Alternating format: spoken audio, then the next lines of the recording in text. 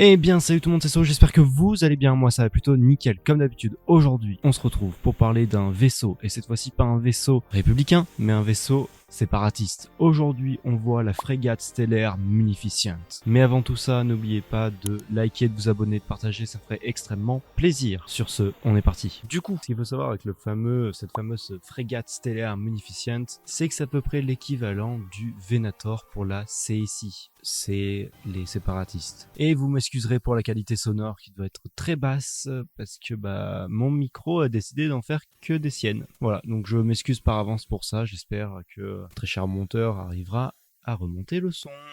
Horrible. Alors ce qu'il faut savoir avec la frégate stellaire Munificient, c'est qu'elle est aussi appelée la frégate stellaire du clan bancaire. Et oui, parce qu'elle est détenue par le clan bancaire en premier lieu. Et du coup, évidemment, c'est un navire de guerre, vu que c'est à peu près l'équivalent du Venator. Ça a été fabriqué par Owersh Kessel Drive. Les frégates du coup Munificient ont vraiment été utilisées pour la plupart du temps par le clan bancaire pour mettre pression au monde assez pauvre pour qu'ils puissent payer et surtout pour pouvoir communiquer et se défendre en cas d'attaque, ou bien évidemment encore transférer des informations. Ce qu'il faut savoir, c'est que le coût de fabrication de ce fameux vaisseau est extrêmement coûteux et cher. 57 millions de crédits pour un vaisseau. Regardez le nombre que la République a détruit et regardez le nombre que la CSI et le clan bancaire utilisent. Oui, ils ont du fric.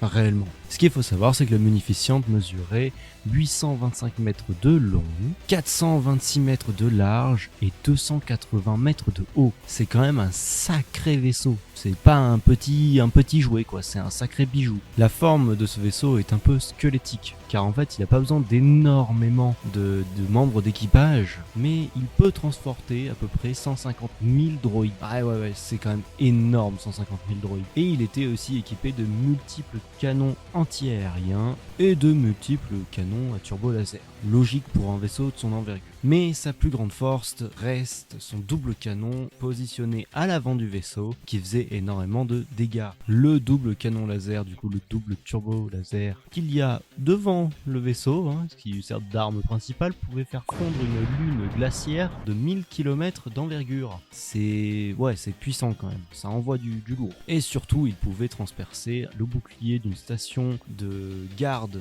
de niveau 3 de 10 km de surface, de large. C'est énorme, c'est une sacrée puissance de feu, c'est que ça pousse. Et du coup, le Munificient fut l'un des vaisseaux principaux utilisés par la CSI au combat, un peu comme le Venator du coup pour la République. Du coup, il fut construit en grand nombre et surtout il fut le vaisseau de communication par excellence de la CSI. Et pourquoi me direz-vous que c'est le vaisseau de communication principal ?